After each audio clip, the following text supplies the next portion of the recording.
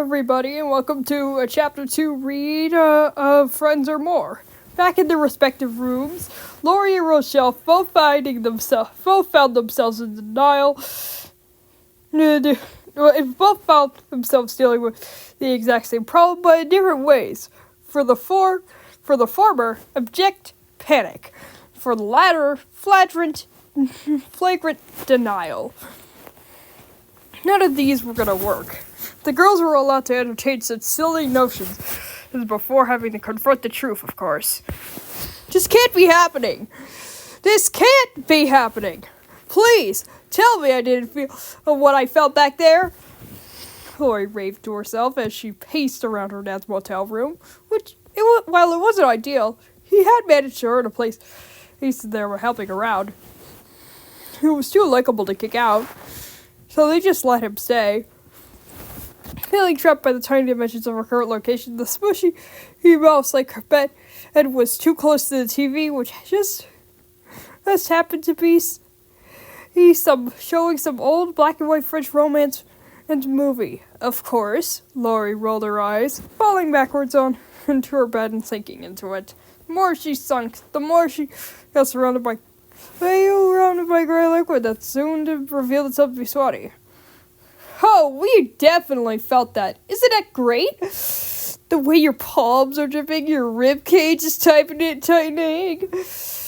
Your only positive friendship is splitting at the seams. Honestly, you're a monster at this. There's nothing monstrous about this, Lori suddenly protested, swarming up from the bed and peeking her head from out of the blankets and a small further confused Sweaty. Wait, but I like... Sweaty characteristically stuttered, unused to not having all the information about Lori at her stub snips. I thought, well, you're of faith, and... Lori sighed, shaking her head at such things. This was a sore subject. Not every Christian sees ill in their queer brothers and sisters. Everyone is welcome under the Lord's light. That includes lesbians or bisexuals.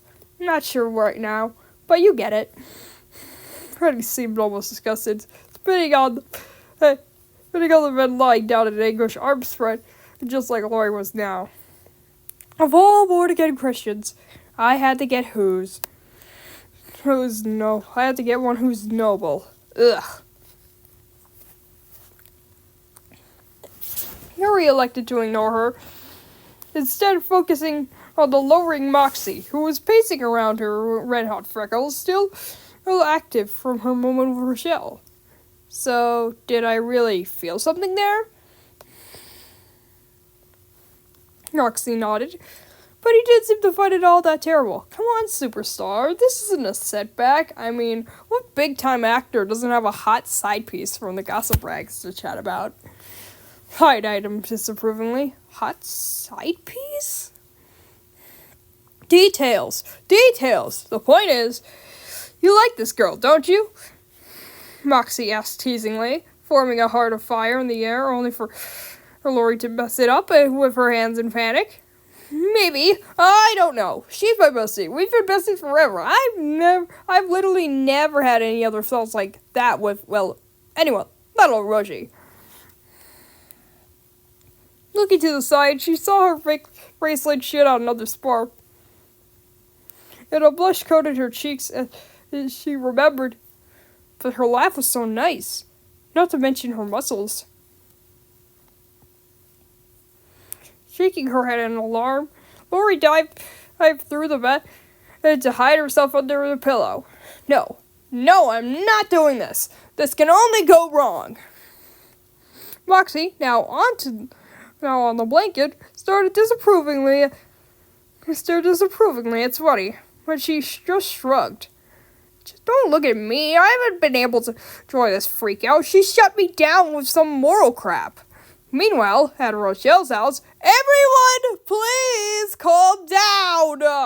Rochelle pleaded, as the other colored Rochelles all tossed and scrunched papers at each other and rocked unworthily in their chairs, her request falling on deaf ears. I'm sure if we all address this calmly, we'll see that it means Nothing has prepared me for this. Is this a happy thing? Should we be happy? It doesn't feel happy. I don't feel happy. That's my shtick. What am I ever about it? Jo cried out in panic, staring at herself in the mirror. Maybe I'm no shell now. This is literally who I am. But not having a good time either. This is just really that bad. Rochelle, Yellow screamed, hiding inside a bunker. No offense, but I hope you all die in an apocalypse so I can feed on your bodies. I only have so many can of beans. First of all, romantic subplots are not part of our brand identity. Look, we've let our customer base down, Rochelle moaned, head down on the desk. Rochelle, you can eat me if you want. There's no use going in on. There's no use in going on. I think we need to start asking questions of our own power later. How could you let this happen, boss? We all agreed a crush wasn't financially viable in this quarter.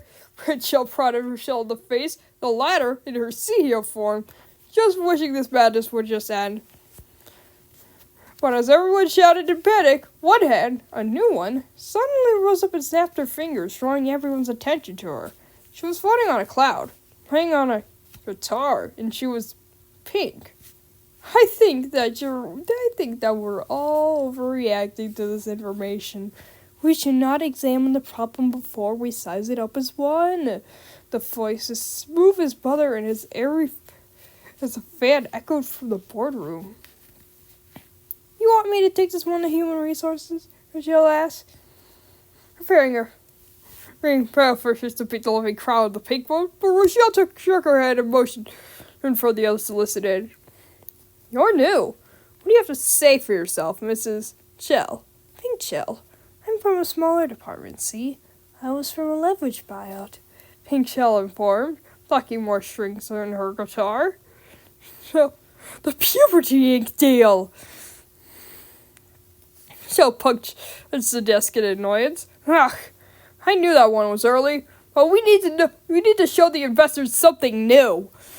Orange Shell coughed and placed down a pager on the desk. For the last time, Orange Shell, pagers aren't making a comeback. That's why we bought puberty. Orange Shell sighed sadly, removing the pager. Okay, get to the point. What are you trying to say? Because, personally, my directors have been losing it over nothing, Rochelle informed, surprising the others. Mrs. CEO, what do you mean, nothing? Rochelle asked, raising a graph showing her heart rate that was spiking all over the place. Ever since we had that moment with your best friends, your emotions have been through the... Rochelle looked at the graph and tore it in half with her teeth, and shaking her head angrily. As I said, nothing! But it is not nothing, no? Shell sighed longingly. Shell, floating toward Rochelle and tickling her shin. I was there when the sparks flew. I was in Mrs. CEO's eyes in that fateful moment, when she saw her best friend in an all-new light, the light of romance. Once more, all the colored Rochelles gasped in horror and shock. This just wasn't the way forward for the company. Rochelle agreed, pushing Rochelle off her cloud. He put her foot down. I didn't feel anything. He shared a nice moment with my best friend. Doesn't mean anything more than that. Now, I'm going to have an executive nap. Nobody bother me!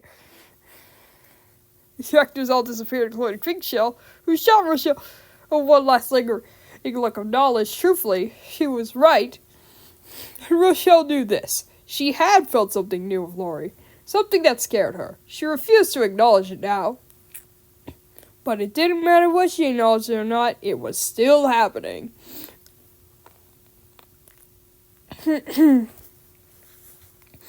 As Lori and Rochelle attempted to hide their feelings in their beds, they couldn't. No matter how close they closed their eyes, they could still see each other's faces, hear each other laugh. And bury Lori's kind eyes or a goofy smile. He kept shooting sparks, shocking them every few minutes. Something had to be done. Surely someone could tell them this wasn't really happening, that it was all in their heads. Someone who knew about crushes and, "That's it!" they both cried, rushing out to meet up with their respective chosen friends. Next day. So, let me get this straight. You think you might have a crush on Lori of all people, and you've chosen to ask me? I know all about having a crush on a total disaster? Taylor asked, as she moved her shopping cart around, Ira bouncing up and down on the baby seat. Rochelle, who was shopping with her as well, the duo's mother's too busy chatting in the back to do any actual shopping, and nodded, tiny blush creeping on her face. I don't know what happened. I don't know how it happened. I avoided puberty well up till then. Oh, but it sneaks up on you anyway.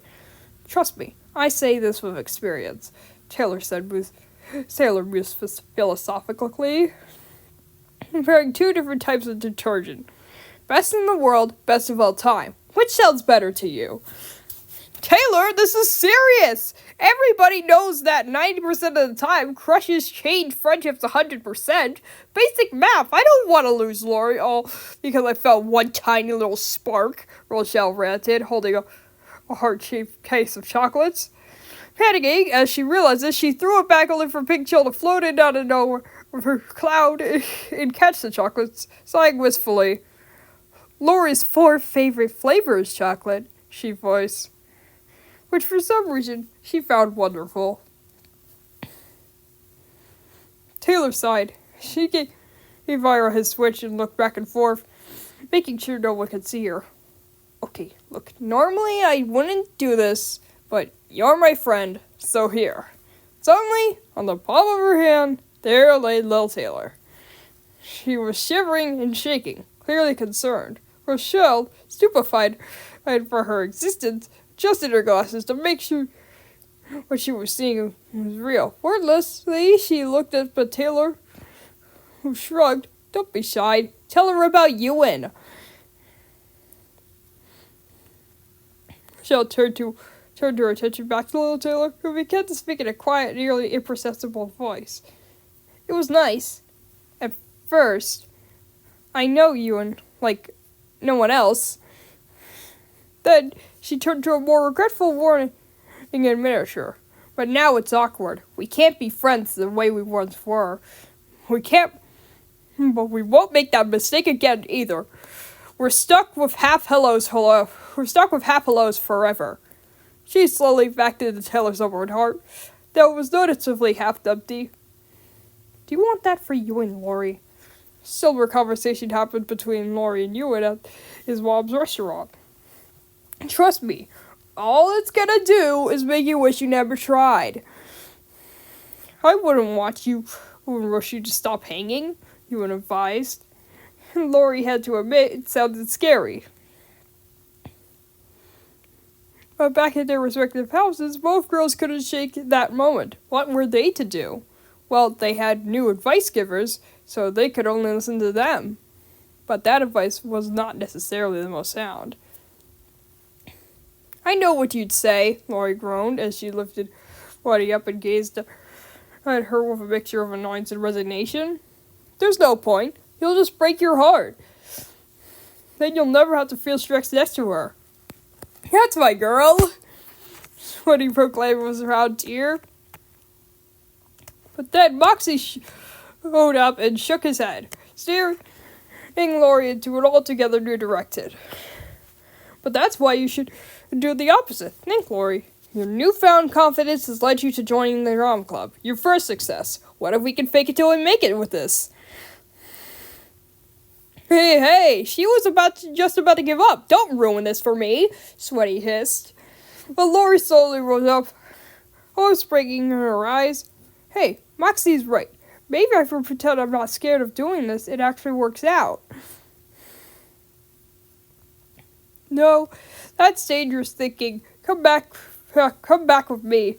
Droopy eyes, downcast frowns. We are pathetic.